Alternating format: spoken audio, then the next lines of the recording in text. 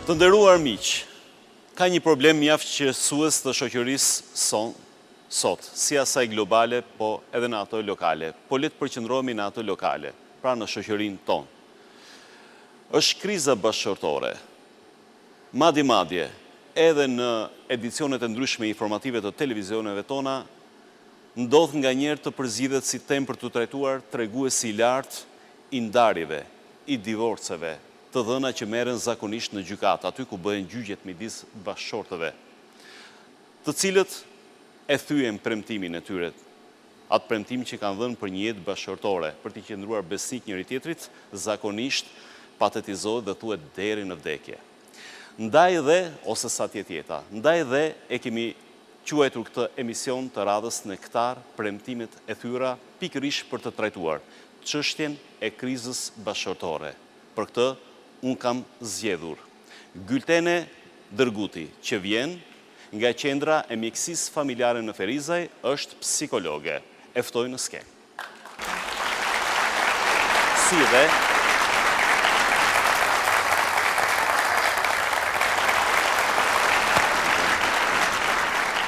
Si dhe Recep Bytyqi. Është hoxh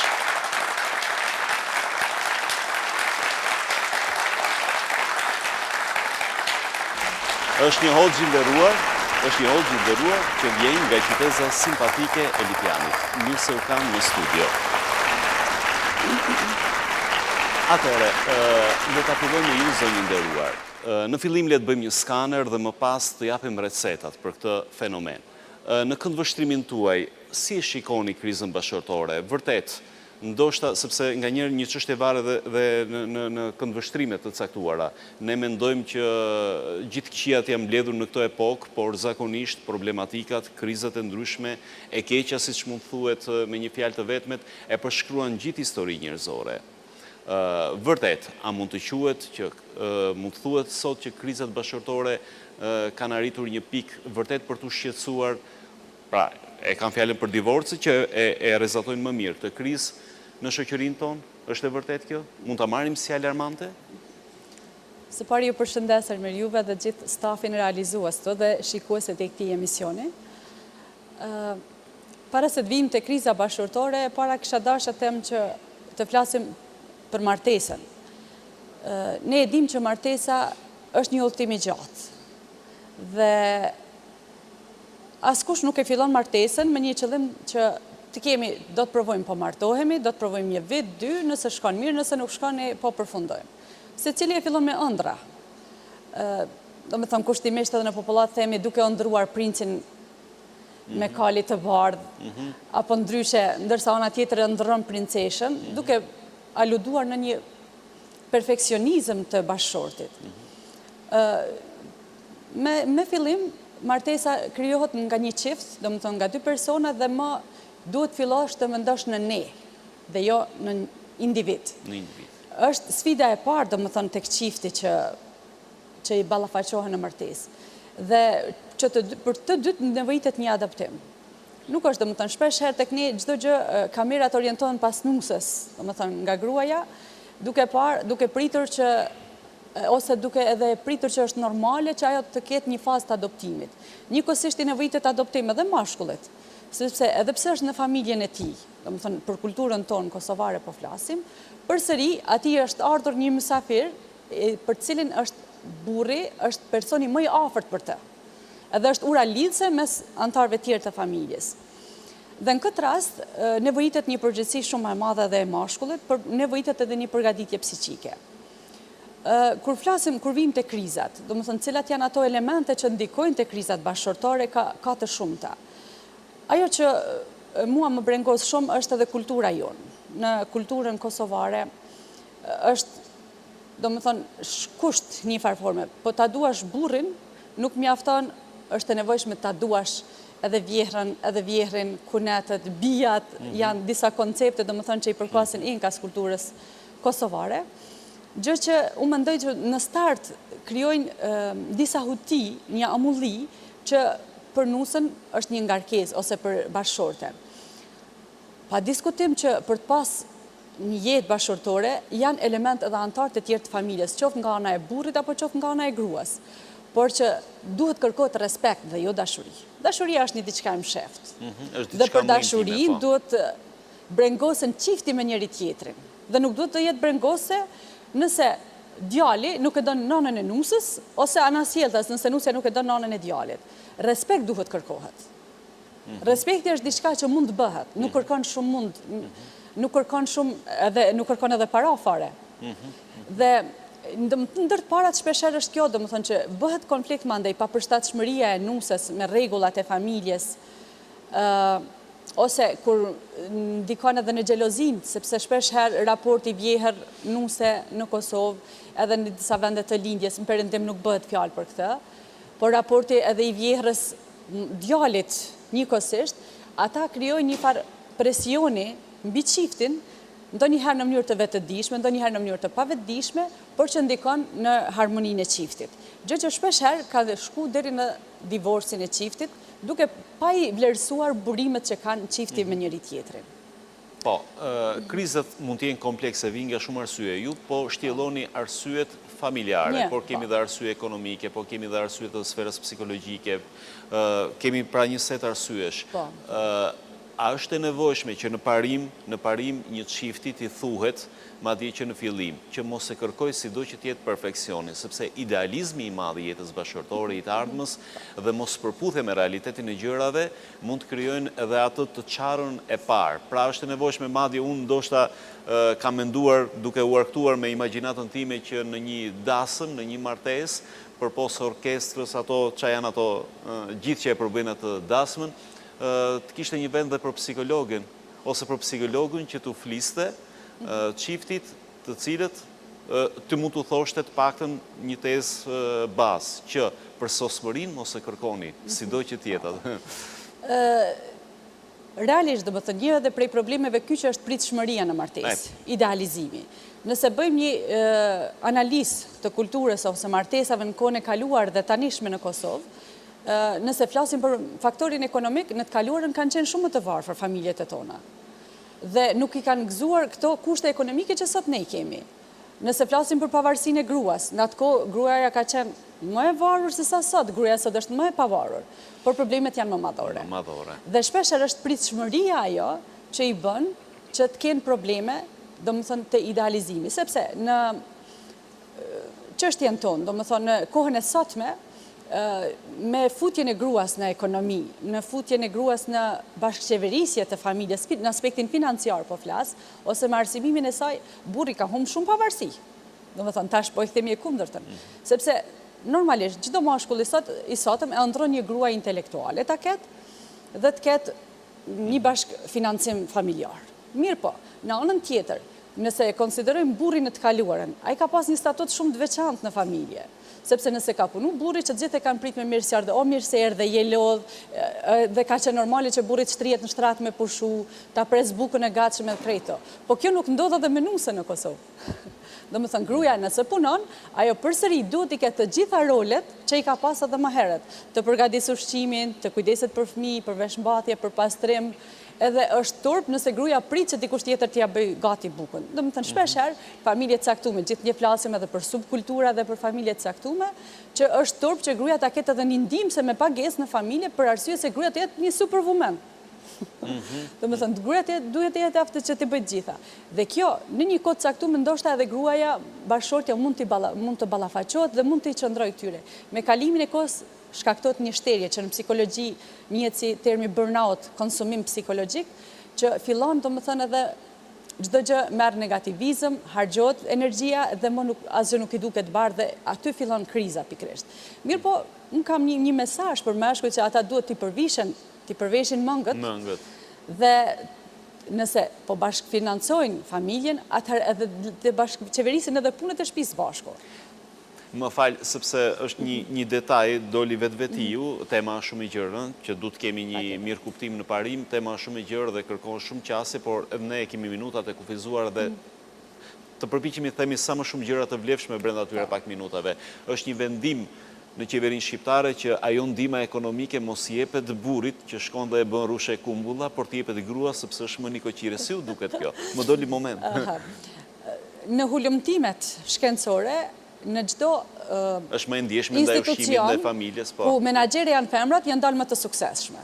Domethënë që edhe në familje, për arsye se gratë janë më të ndjeshme në aspektin e familjes, në veçanti kur gruaja krijon familjen dhe ka fëmijë, shumë e ndjeshme se sa meshkujt.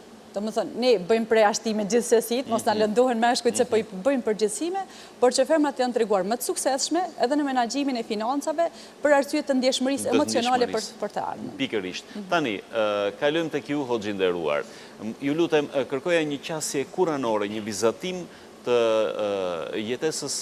jetës bashkërtore me referencë kuranore. Si e përcakton këtë status Kurani, statusin e çiftit dhe çfarë prerogativash jep, çfarë urdhëresash ka me kush që të ruhet harmonia e jetës bashkërtore? Shëndetet për zemrta, për juve dhe për teleshikuesit. Citati kuranor që flet drejt për së drejti për njërin prej institucioneve më madhështore në mesin e njerëzimit, është citat që paraprakisht do ndoshta me i cek që Kurani është i mbushur me citate kuranore o min ayatihi, dhe prej fakteve, argumenteve të krijuesit, khalqus samawati wal ard, krijimi i qiejve dhe i tokës. Në këtë formë që imagjino do të krijimi 7 qiejve. Imagjino do se sa galaktika do të sot shkenca i vërteton. Për mi do të një numër që s'ka mundësi do të njeriu me perceptu. Në bazë të kësaj, të njëjtën formë citati kuranor kur flet për institucionin familjar apo do të për jetën bashkëshortore, thot o min ayatihi an khalaqa lakum azwaja min anfusikum azwaja. Dhe prej argumenteve të tija shkoqitëse, prej argumenteve dhe fakteve të tija mbi ekzistimin e tij, është që ka krijuar nga vetë lloji juaj bashkëshorte, liteskunu ileha, që ju do të gjeni preje të këto. Dhe realisht këto do të këtë stat kuranor do të e thekson apo i qet do të në vetë do të 3 premtime, që nëse njeri do të e mediton këtë stat kuranor edhe e ndërton jetën bashkëshortore mbi këtë stat kuranor, ai do të ketë një jetë të lumtur, saqë mundesh me thonë do të pa asnjë diskutim, njeriu do të i till bashkëshorti dhe bashkëshortja e bën do të një xhenet që i përgjason do të xhenetit botës tjetër. Stati kuranor vazhdon kështu duke thënë wa ja'ala bainakum, dhe Allah është ai i cili krijon, do ja'ala bi mana khalaqa, dhe Allah është ai i cili krijon mawadda, do dashuri wa rahma dhe mëshirë.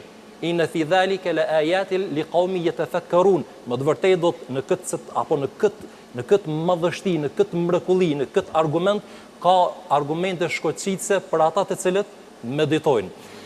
Dhe paraprakisht çdo bashkëshort para se të martohet dhe çdo bashkëshorte para se të martohet, realisht njëri tjetrit i dhënë premtime, dhe premtime do të mëdhaja. Edhe pse stati kuranor do të ka quajtur për shembull kur ka thënë do të për betimin dhe premtimin e pejgamberëve ka quajtur do të mithaqun ghalidha.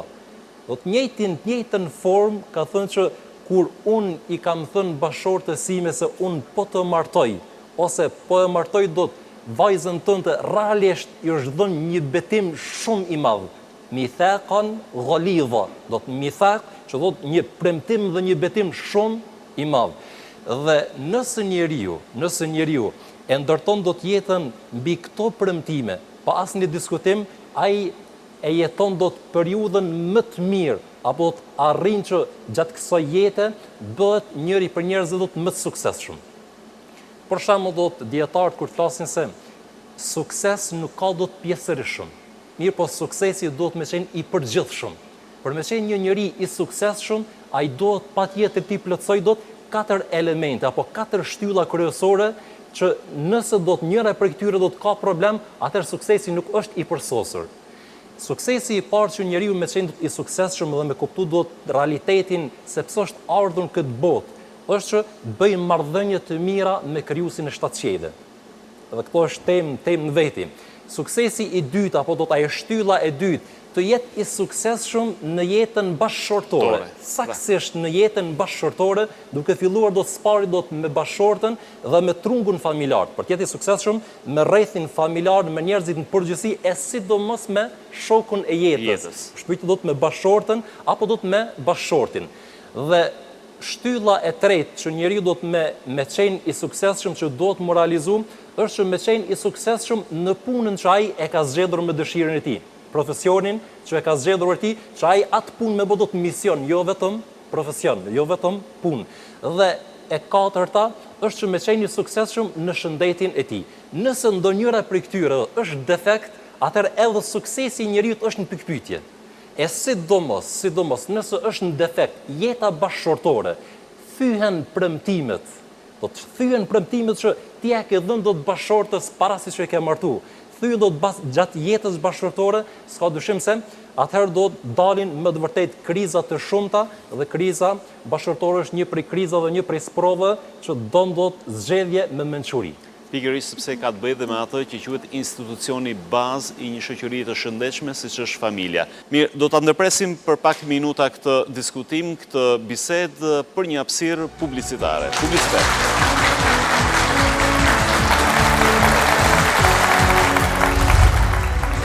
Rikthehemi bisedës.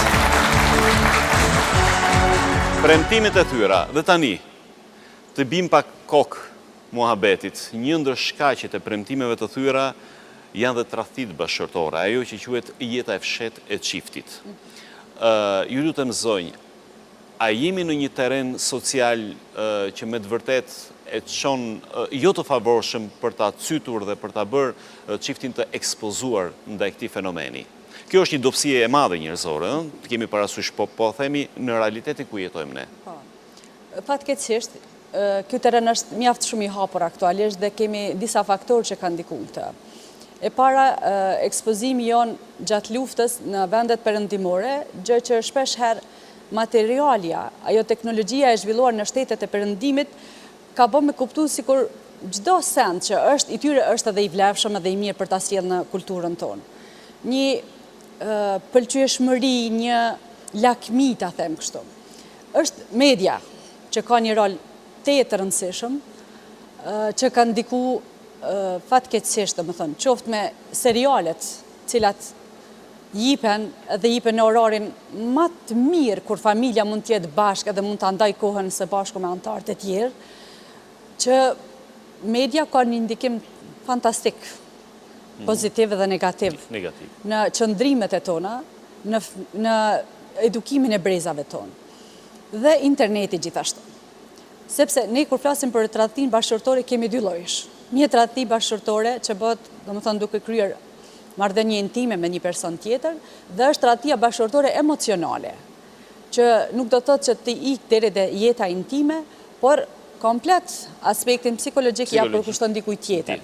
Dhe në internet kjo ndodh shumë, qoftë përmes Facebookut, me komente, lavdata, gjëra që në vend se t'ja jap këto bashkëshortes apo bashkëshortit të tij, apo të saj, bëhen me dikë tjetër. Domethënë edhe shpesh herë kush është ky person, për shembull, nëse e pyet që fleti me të, e kam vetëm shok të shpirtit, domethënë kështu diskutoj. Mirë, po gjithaj investim emocional. Është e nevojshme të investohet në familje, të realizohet me bashkëshorten me të cilën je në kuror dhe me të cilën ke krijuar fëmijë, sepse ne nëse presim që një brez të shëndoshta kemi të ardhmen, që fëmijët e tanë të kenë një edukim të mirë fillt, atëherë duhet ne të jemi shembull. Ku këtu në këtë rast e kujtoj thënien e Radiut Aliut, Zoti qoftë i kënaqur me të, që thotë edukoni fëmijët tuaj 20 vite para se me lind. Dhe kjo ka të bëjë pikërisht. Dhe kjo pikërisht domethënë ka të bëjë me këtë që ne si prind duhet të kemi edukatën e mirë fillt, duhet të kemi qëndrimet tona stabile dhe të jemi vizionar për të ardhmen tonë se deri ku mund të ecim, dhe kjo nuk realizohet me tradhti. Kjo realizohet brenda bashkëshorësisë duke ruajt atë premtim, duke ruajt me shumë xhelozi martesën. Domethënë tash më ran mend e nxora nga goja dhe punën e xhelozisë që patjetër që është edhe një ndjenjë shumë e nevojshme për ta ruajtur bashkëshorësinë xhelozia. Po xhelozia është edhe një faktor tjetër që në konceptin psikologjik është shkaktar edhe i divorceve shpesh herë, kur merr për masa patologjike. Kur e dim që qoftë burri ose gruaja në një nivel të sëmundjes, sëmundshmërisë ka xhelozi ndaj bashkëshortit, në çdo hap është në një nivel kontrollues ose tipi helikopterit që sillet vërdall mbi masën, edhe gruaja ose burri mund të jenë të tillë ndaj bashkëshortit të tyre, gjë që ndonjëherë e ngulfat, por ndonjëherë merr edhe për masa të nivelit psikotik, që ne e quajmë, më thënë kur na dalin pa edhe çrregullimet mendore që janë shkak i divorceve dhe i krizave, gjë që e imagjinon, e inskenon tradhtinë bashkëshortore, duke mos qenë fare. Do të thënë edhe vaj halli për atë që e ka bashkëshort një person të tillë, sepse me të vërtet e ngulfat bashkëshortësinë edhe harmonia bie, do të thënë, ndoshta në fillim edhe bashkëshortët e ndjeni nevojë dhe krijon satisfakcion, mua po më don, përderisa po më xhelozon. Por ndonjëherë e ik kufirin e kësaj. Mirë, edhe do kemi, përsa i përket recetave, do të kemi edhe të tjera, pyetje të tjera trajtese, sepse kjo është shumë e nevojshme, njerëzit në vërtet duan receta. Pra, e vendosëm gishtin mbi plak, të tradhtia bashkëshortore, nga pikpamja, po themi kuranore, si shpjegohet kjo, ose kush janë ato direktiva kuranore për ta frenuar tradhtimin bashkëshortore?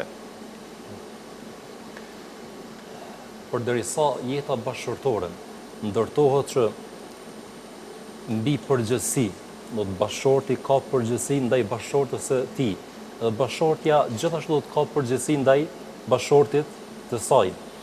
Dhe shtylla e dytë mund të thuash që për njerë është sakrifica, do sakrifikon njëri për tjetrin. Shtyllën e tretë automatikisht mundesh me vendosë se është dashuria sinqert, apo dashuria e çeltërt. Dhe momenti kur bashkëshorti apo bashkëshortja e tradhton do të këtë dashuri, sepse do të njeriu do të me qenë do të i bindur se ai ka mundësi do të me pas komunikim dhe ka mundësi do të me pas takim do të me thënë më të shumta. Në aspektin do të për shkak të punës dhe për shkak të shoqërisë. Mi po shpyeti që në zemrën e tij qëndron do dashuria e vërtet vetëm ndaj bashkëshortës së tij.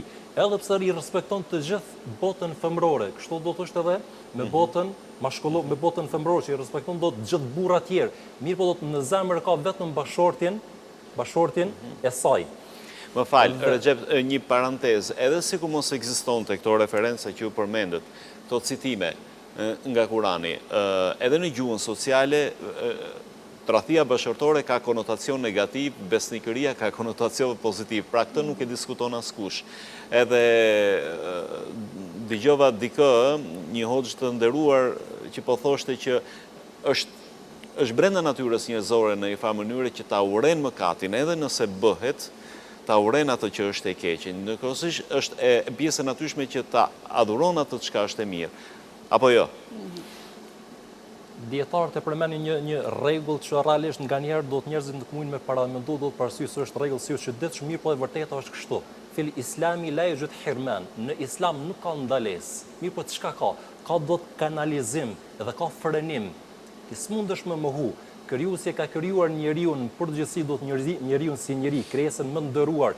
Ka instalu në vetveten e tij disa epshe, pasione që s'mundesh me i mshef asnjëherë. Ka thënë krijuesi zujjina linnasi hubbu shahawat, u janë zbukuruar njerëzve kënaqësitë nga kjo botë, kënaqësitë apo pasionet e kësaj bote, duke filluar minen nisai prej grave, prej kënaqësive do të prej grave. Do të shpyetje do të për gjinin e kundërt.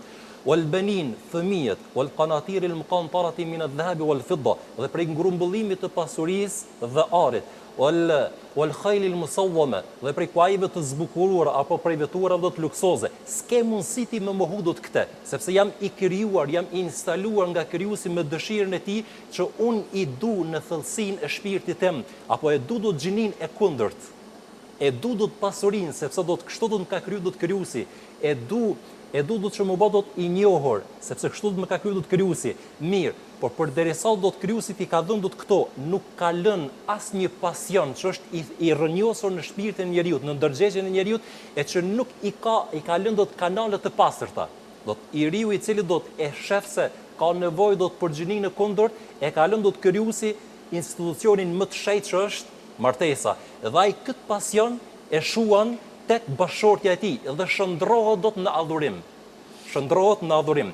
Çështja e pasionit është që nganjëherë një fjali çarkullon që nuk është e vërtetë. Se po të mos ishte epshi pasioni, unë nuk do të kisha bërë do të mëkate. Po të mos ishte epshi i fuqishëm në trupin tim, nuk do ta kisha tradhtuar bashkëshortën time. Kështu nuk qëndron. Nuk qëndron. Pse nuk qëndron? Është pyetje që pasioni apo epshi i përgjason do të benzinës. Do të ne gjithë kemi udhëtu do të përderisa kemi ardhur në këtë vend do të bukur. Mirë, benzinë do të nëse çka është benzina? Është do të një element do të një lang që shmodon shpërthen apo do të bën fuqi shpërthyese.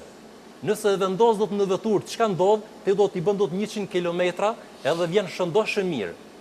Mirë, nëse e vendos njëjtin benzin, e vendos do të në motor, nuk e ke vendos do të vendin e duhur, edhe ti do të një dritë shumë e vogël, do të një shkritë shumë e vogël, ka mundësi që do të e kallë do të veturën edhe vetë dëmtohesh. Edhe epshi njeriu të është i tillë. Nëse njeriu do të epshin e tij e frenon, e kanalizon do të në rrugë të pastërta, ai do të ngritet tek Allah do 2 herë. Ngritet tek Krijuesi i Madhëshëm do 2 herë. Spari do të ngritet që është përderisa nuk është i martuar me zë është tek epshi apo pasioni, nëse ai nuk është i martuar, edhe nuk i ka mundësi për të martuar, ai realisht do të e ul shiqimin. Dhe kjo është ajo recepta që nëse njeriu e praktikon këtë citat kuranor, nuk ka mundësi do të merron në mëkatin para martesës. E le do të më kur ai njeriu do të martohet. Çka thon Krijuesi, "Qul lil mu'minina yaghuddu min absarihim", thua i besimtarëve le ta ulin shiqimin e tyreve. Që është një prej adhurimeve më madhështore. Unë kam mundësi do të për të falur do të namazin 5 herë në ditë, farz që janë. Ose kam mundësi s'kam mundësi do të me bë do të më shumë se 5 herë, sepse është farz, është i caktuar. Kurse kam mundësi do të me bërë adhurimin madhështor me 10 herë gjatë ditës nëse unë e uli shiqimin. Dhe kjo është adhurim, prej adhurime që nga njëherë do të nuk praktikohet, apo do të si rezultat i mos respektimit të urdhri, ka mundësi që vjen deri tek kriza bashkërtore apo tradhtia e bashkëshortës që është një prej mëkateve të mëdha do të për njerë do të mas shirku ndaj Allahut të Madhërisht. Me vërtet kjo është shumë e vërtet, sepse sërish i referohem gjus dhe kontekstit social.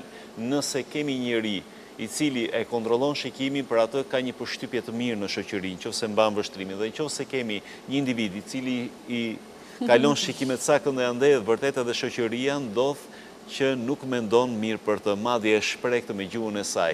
Do të kemi edhe pjesën e tretë e emisionit, sërish pasi hapësirë publicitare, për të ofruar disa receta në ndihmë të atyre që nuk do t'i thyen premtime dhe nuk e dëshirojnë këtë gjë. Publicitet.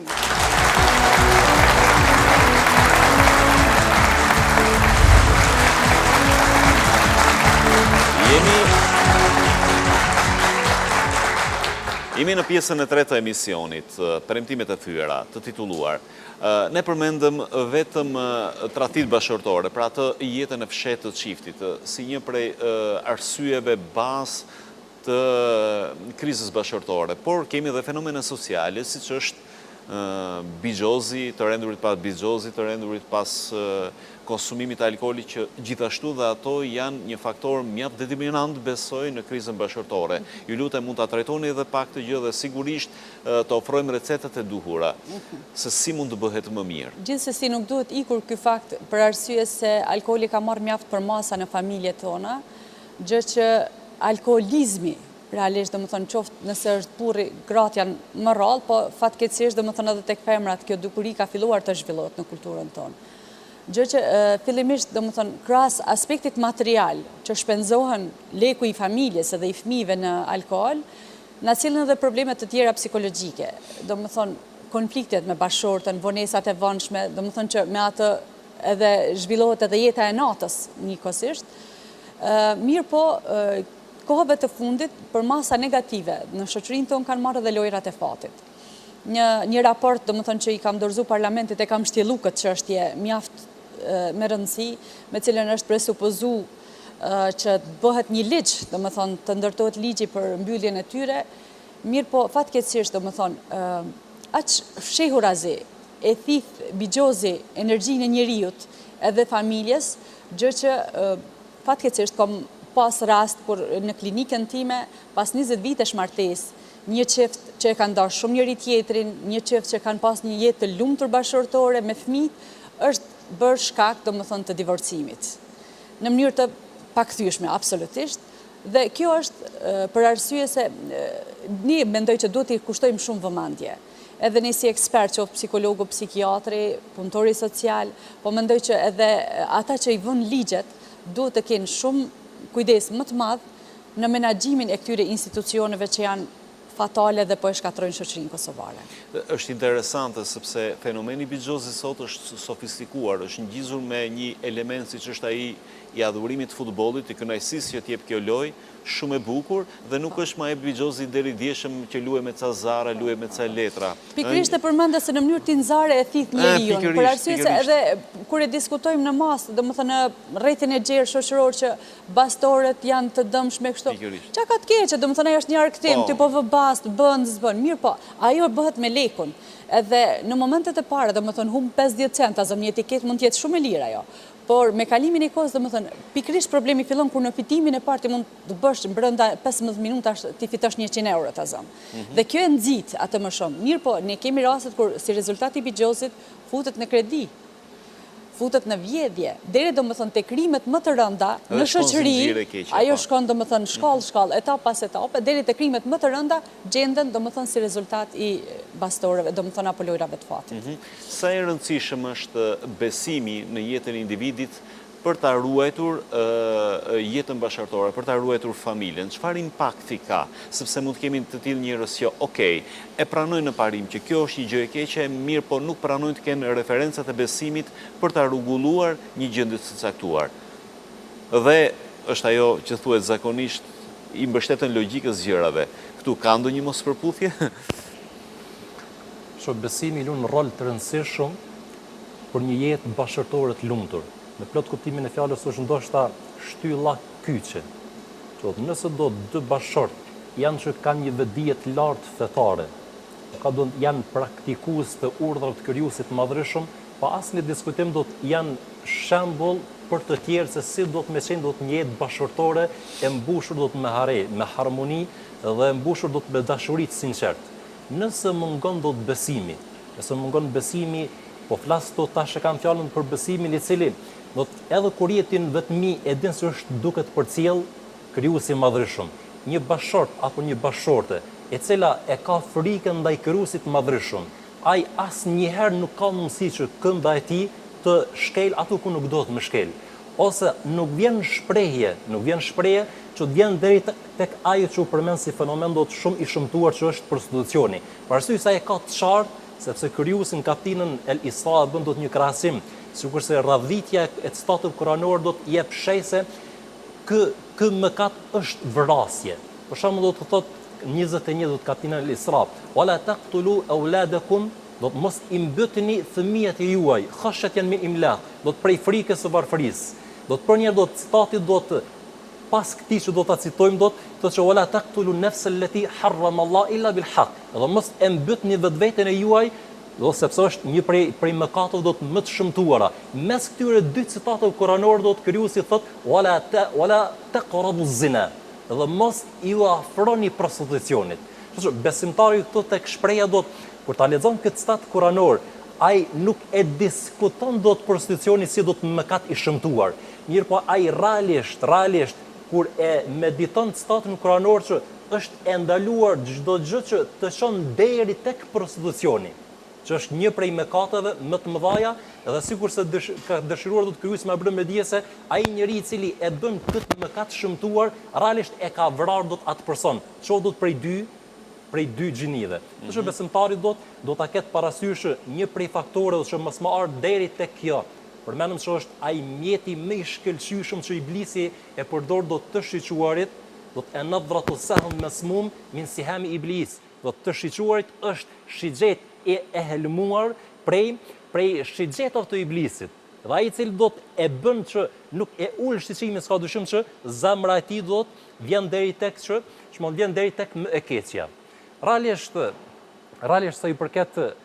sa i përket receptit dytë që burri dhe gruaja të mos vjen deri tek ky mëkat i shëmtuar, edhe që të çrregullohet dhe të vjen krizë në pikpyetje do të jetë bashkëtorë, është që njeriu nuk do ta lejoj asnjëherë, të pa flas do të bashkëshorti, edhe ai i cili nuk është bashkëshort, asnjëherë të mos lejoj që të jetë vetmia me gruan apo me femrën e cila është e huaja për të.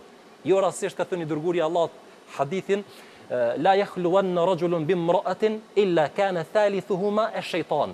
Do të nuk ka mundësi që një burr, realisht i dërguari i Allahut s'ka thënë do të kafiron, as fasiqan, as pa besimtari, as do të munafiku, as po ka thënë që nuk ka mundësi që të jetë i vetmuar një burr, qoftë besimtar dhe jo besimtar. Përveç se i treti është shejtani. Edhe momentin do të në shkencore është vërtetuar që sot do që njëri do të jetë me moral të fortë. Sot do që njëri do të ka përgatitje dhe ka do të shëndrime dhe ka parime. Nëse ja lëjen vetën do që mu vetmun me dikën që nuk është e lejuar që ai të vetmohet. Shpreha khalwa, vetmia ka do definicion. Së është pyetje që çdo herë do të është vetmi. Kjo do tash nuk është vetmi edhe pse jemi këtu me Gultenë dhe kjo s'është vetmi fare. Dhe në momentin kur njeriu do të e bën çfarë do burrë, dhe jeta ka bërë do të praktika, e bën do të vetën, ose historia na ka treguar në kaluarën edhe tash, që sot do që burr i madh që ka pas dije dhe ka pas do të mendje ndryshume, ka rënë do të në mëkatin e prostitucionit. Pse? Shejtani është ai i cili do të i ka bërë do të krejt kanalizimet që me arrit qëllimin e tij. Po, dhe si që filluam këtë emision me ju, le ta përfundojmë me ju, janë minutat e fundit. Le të flasim ose le të japim do një recet, sa do modeste, për ato se si mund të ndikojmë nëpërmjet këtij emisioni që premtimet mos jenë më të thyera, sa do pak.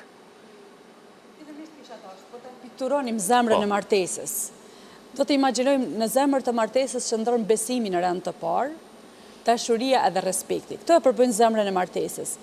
Dhe secili bashkëshort, jo vetëm njëri, që të dy bashkëshortët duhet që me xhelozi këtë zemër ta mbajnë të mbyllur, pa dalë jashtë asaj. Ne i përmendëm disa nga faktorët, se ka dhe shumë faktorë tjerë që e rrezikojnë martesën ose bashkëshortësinë e vënë në krizë. Mirë po, është shumë e rëndësishme kjo në fillimisht. Mandej më kujtua njëkohësisht një autor i cili ka bë në Universitetin e Nebraskës ka bë hulumtim se çfarë mban një familje të shëndosh, çfarë mban një familje të qëndrueshme, dhe në rend të parë ka parë se është lidhja fetare që ka ndikuar që bashkëshortët të kenë jetë të lumtur. Dhe në këtë kuptim, shkuarja e tyre, ata kanë qenë të krishterë në kish, me rregull dhe në vazhdimsi. Gjë që domethënë komuniteti fetar musliman mund ta praktikojnë këtë duke shkuar së bashku në xhami ose në një ligjërat, në një tribun, në një koncert fetar, gjë që ajo ndikon që bashkëshortët të ndihen mirë. Faktori tjetër është edhe lëvdata apo mirënjohja që mund t'ja bëjë njëri tjetrin. Në kulturën kosovare gjithnjë po flas. Ka diçka të cunguar në raportin faleminerës, domethënë e kemi shumë të shkurt një mirënjohje, dhe në veçanti kur flasim në raportin ndaj nusës, familjet caktume gjithnjë bëjmë përjashtim se ka dallime, por në mas të gjerë ne shohim se është duket sikur një zhvlerësim i burrërisë, një zhvlerësim i familjes, nëse i thua faleminderit nusës për një diçka që e ka bë. Gjë që ajo ndihet e shfrytzuar në këtë rast, sepse i duket që po t'i them unë vlerat e nusës se ka këtë vlerë, do t'i rritet mendja, do të shkaktojë mendjemadhësi dhe atëherë do të bie funksionimi i familjes. Mirë po, sukses është kur secili është mirënjohës për atë që bën pala tjetër, sepse nuk është e vështirë t'i thuash të lumshin duart, faleminderit për çajin që ma solle, ose këtë e bëjnë edhe bashkëshortët shpesh, që sa tulen bukë, ha nuse i paske qisë shumë krip gjellës, në vend që të tuash faleminderit që paske bërë bukën gati, po i thuat që ke bërë kripën. Dhe në vend që të gjendën mangësit të një pune, le të bëhet ajo në tërësi se çka është bërë, le të ketë mirënjohje. Pra, ne nuk po diskutojmë ato gjërat e rënda që diskutuam që përpara. Ne po diskutojmë këtu për farën që du të hedhin për farën e smirës nëpërmjet tyre detajeve të cilat në një farë mënyrë e garantojnë dhe e mbajnë të fortë një jetë bashkëtorë. Dhe treta që është bërë në këtë hulumtim është koha e ndarë për njëri tjetrin. Në veçanti, unë preferoj shumë tek çifti, sepse sa të jenë çiftit, domethënë në fillim të martesës, edhe aranjojnë takime jashtë familjes, domethënë dalin në natyrë të pastër ose në një kafe dikun. Mirë po, me ardhjen e fëmijëve në jetë, sikur burri merr kokën mbi vete, unë dola për pirë kafe me shokun me atë këtë dhe gruaja mbetet, me gjithë se cila nënë bën me kënaqësi kujdesin ndaj fëmijëve vet. Mirë po, këtu arrihet një shkputje me bashkëshortin dhe preferohet që të dalin bashkë çifti. Nuk po flasim domethënë në nejat familjare dhe këto, për të kenë kohë vetëm me veten e tyre që të marrin. Dhe është shumë e rëndësishme që me kalimin e kohës, viteve, moshës, zbehet ajo dashuria, ai elani që kanë për njëri tjetrin, por është në rëndësi të ulen ndonjëherë, t'i rikujtojnë ato momente, t'i identifikojnë cilat kanë qenë gjërat që i kanë bërë të kënaqur me njëri tjetrin, dhe t'i fusin prapë në funksion ato. Një herëzi t'i identifikojnë cilat janë ato probleme që aktualisht neve po na bëjnë që ndihemi në krizë me njëri tjetrin dhe të mundohen të shohin se çfarë mund të heqim, çfarë mund të ndryshojmë nga këto sjellje. Nuk ka asgjë që nuk mund të realizohet. Dhe nuk është divorci zgjidhje. Mund të konsiderohet zgjidhje? Nuk është zgjidhja e vetme, por në disa raste edhe mund të jetë si zgjidhje, por gjithsesi unë këshilloj që duhet të kërkohet ndihma profesionale në rastet kur çifti ka kriza në bashkëshortësi, që të vlerësojnë që gjitha burimet personale edhe profesionale të rishqyrtohen, të hidhen në një tyryes të rrumbullakët, në një tyryes të hapur, mandej të vijë deri te divorci. Mirë, unë që këtë, sepse thash që në fillim, tema është e gjerë, por ne shpresojmë të kemi ceku pikërisht ato gjërat më kryesore që të mund të influencojnë tek gjithë ata që në këto momente na kanë ndjekur, na kanë dëgjuar dhe që mund të kenë ndonjë krizë bashkëtorë. Dhe unë do t'i ftoja ti qasen edhe hoxhës, jo vetëm hoxhë Recep Bytyqit, po çdo hoxhë i cili posedon njohuri dhe recetat e duara, por dhe jo vetëm juve si psikologe, por çdo psikologu tjetër për të marrë edhe ashtu recetat e duara në funksion të premtimeve të pathyera, sepse premtimi pathyera do thotë një jetë e mirë bashkëtorë, një shëndet mental i mirë, një familje e mirë dhe sigurisht një shoqëri e mirë. Nëse ma lejoni edhe një, do më thënë që ne përmendëm se dhe që rregullimet mendore shpesher janë rezultat i krizave, janë shkas i krizave bashkëtorë. Kisha apelu që të gjithë masa, sikur që kemi nevojë për mjekun, edhe nëse neve na shtohen traurat e zemrës, duhet ta vizitojmë kardiologun, ose për çdo problem tjetër shëndetësor, e kërkojmë specialistin adekuat, edhe për çdo çrregullim shpirtëror, psikologjik, është e nevojshme të kërkohet njëjtë të diskutohet sepse kam problem, unë ndihem depresiv, ose unë ndihem e zhvlerësuar, apo çka do që tjetë, që të kërkohet ndihma mjekësore.